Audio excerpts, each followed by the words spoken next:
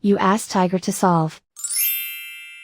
This deals with linear equations with one unknown.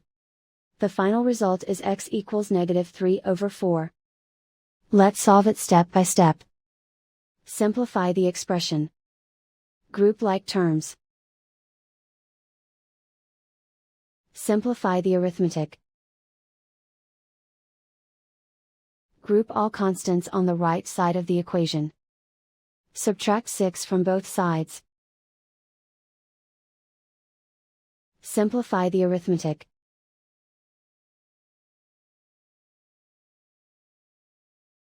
Isolate the x. Divide both sides by 8. Simplify the fraction. Find the greatest common factor of the numerator and denominator.